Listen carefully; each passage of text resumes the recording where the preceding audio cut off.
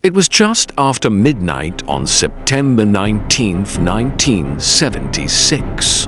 Tehran, the capital of Iran, was quiet under a clear night sky. The stars shimmered above the sprawling city, and most residents were deep in sleep. But what was about to unfold in those early morning hours would go down as one of the most compelling, chilling, and highly documented UFO encounters of the 20th century. At approximately 12:30 a.m., the Imperial Iranian Air Force received multiple calls from terrified citizens. They were reporting strange lights in the sky, bright, pulsating, and moving erratically over the northern districts of Tehran. Initially dismissed as stars or perhaps a helicopter, the number of calls began to multiply. These weren't ordinary sightings. Witnesses described an enormous, diamond-shaped object hovering silently, occasionally darting across the sky at impossible speeds. The Iranian Air Force scrambled an F for Phantom jet from Cherokee Air Base to investigate. The pilot, Lieutenant Yadi Naiseri, was experienced and calm. But as he approached the object, something strange happened. His jet's instruments began to fail. Radar was jammed. Communications went dead. His weapons system locked up. It was as if something was actively disabling the plane's systems. Naiseri was forced to retreat. Less than an hour later, a second F for Phantom was dispatched, this time flown by Major Parvez Jafari, a decorated officer with years of combat experience. As he neared the object, his onboard radar locked onto it. It was real, solid, not an illusion or a weather anomaly. The object was massive, roughly the size of a Boeing 707, and glowing with intense blue, red, and orange lights. As Jafari closed the distance, the object reacted. Suddenly, a smaller, secondary object separated from the main craft and accelerated toward his jet at incredible speed. Major Jafari attempted to fire his AIM-9 Sidewinder missile, but just like before, all weapons systems went offline. The cockpit lights dimmed. His control panel flickered. It was as if the object had disabled his jet with some kind of electromagnetic force. Moments later, the smaller object veered off and returned to the main craft. The encounter was over, or so he thought. Another luminous object detached, this time descending rapidly toward the ground. From the cockpit, Jafari tracked it as it appeared to land in the desert, casting a glowing light over the terrain below. He marked the location for investigation and turned back toward base. The moment his jet left the immediate vicinity of the object, all systems returned to normal. Back on the ground, chaos was brewing. Tehran's Murabad International Airport reported electronic disturbances. Civilians described power fluctuations and strange electrical interference in their homes. Multiple radar operators at separate installations confirmed an unknown target in their airspace, exhibiting extraordinary speed and maneuverability.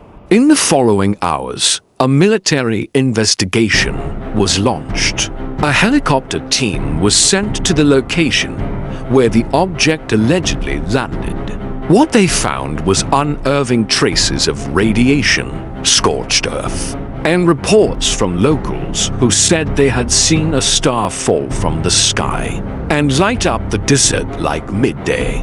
But no craft was recovered, no debris, just the after effects of something unexplainable. The incident was deemed highly credible by Iranian authorities. And here's where things get even more fascinating. the United States took immediate interest.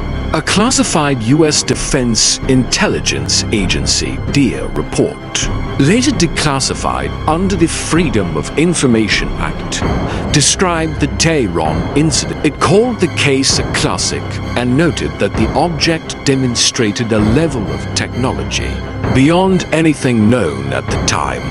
It highlighted how the craft showed extraordinary capabilities, including advanced radar evasion, electromagnetic interference, split-second acceleration, evasive intelligence. The DIA wasn't alone. Officials from the U.S. Air Force and CIA also reviewed the case. Some insiders even hinted that this event was studied for years afterward, under black-budget programs' quiet efforts to understand what had entered Iranian airspace that night. Skeptics, as always, tried to offer explanations: malfunctioning equipment, misidentification of celestial objects, or pilot error. But these arguments fall apart under scrutiny. The pilots were experienced and trained to identify aerial threats. The radar locks were real. The electromagnetic interference was verified. And the object wasn't just seen by one person, it was tracked by multiple radar stations and reported by civilians on the ground. Even more chilling is what Major Jafari himself has said in interviews decades later. He never recanted, never changed a detail. In fact, he remained convinced that what he saw that night wasn't of this earth. He described the object's movements as impossible. No aircraft he'd ever encountered, not Soviet, not American, could match the speed, silence, or agility of the UFO. He later stated it was under intelligent control. It reacted to us. It wanted us to know it was watching. The Tehran UFO incident is one of the rare cases where visual confirmation, radar tracking, and electromagnetic interference were all present and documented. It's a case that combines military credibility with undeniable mystery. And if the DIA's own language is any indication, calling it a classic, then it raises the question: how many other classics are out there, buried in secrecy? Why would a craft of unknown origin engage to fighter jets in Iran? Why demonstrate such power, only to vanish without a trace? Was it a test, a message, or simply observation? What's even more mysterious is the object's apparent ability to disable modern weapons systems without direct contact, suggesting a form of defensive technology far beyond human capabilities. It was as if it was saying, "You can't touch me. You're not ready." In the annals of UFO history, the Tehran incident stands alone for one reason. It didn't just involve a sighting.